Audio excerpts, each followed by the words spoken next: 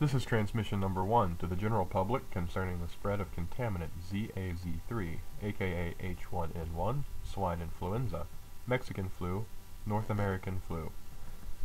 The purpose of this transmission is to ensure the awareness of the general public that what we are seeing in this supposed mixture of swine, human, and avian flu viruses is not at all what the World Health Organization would like to make it seem to be.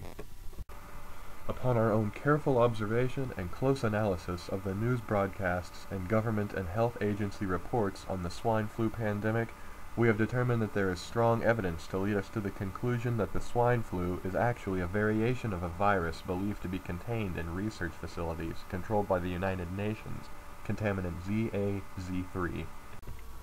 ZAZ3, more commonly known as the zombie virus, was engineered by Japanese military scientists during World War II as a way to create an army of mindless drones to cast into the front lines and prevent the loss of valuable soldiers. However, the plan failed.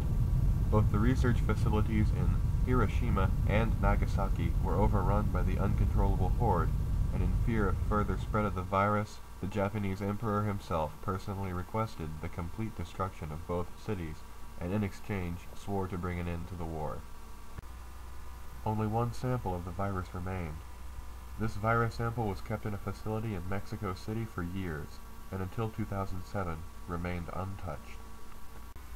Our research into the origin of ZAZ3 allowed us to explain the fact that Mexico is the center of the pandemic.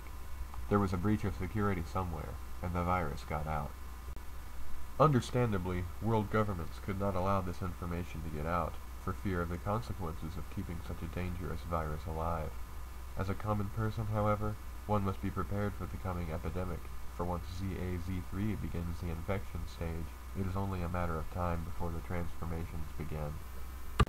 ZAZ3 performs its main function by first weakening the immune system of the host, then attaching to the central nervous system and taking control of muscle actions in the host.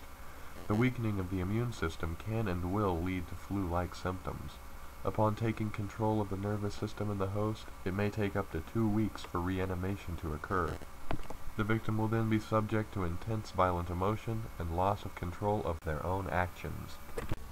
The government has suggested that any person who thinks they may have swine flu should isolate themselves from all people and places visited by people for at least 2 weeks.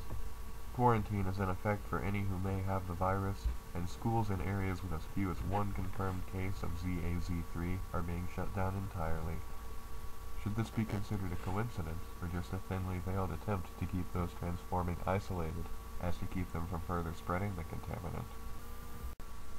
As this communiqué is going live, preparations by the rest of our research team are being made for a video to educate you on defending yourself from the inevitable strike of the zombie invasion. At this point, with hundreds of confirmed cases of ZAZ3, we cannot ask if a zombie invasion will happen, only when.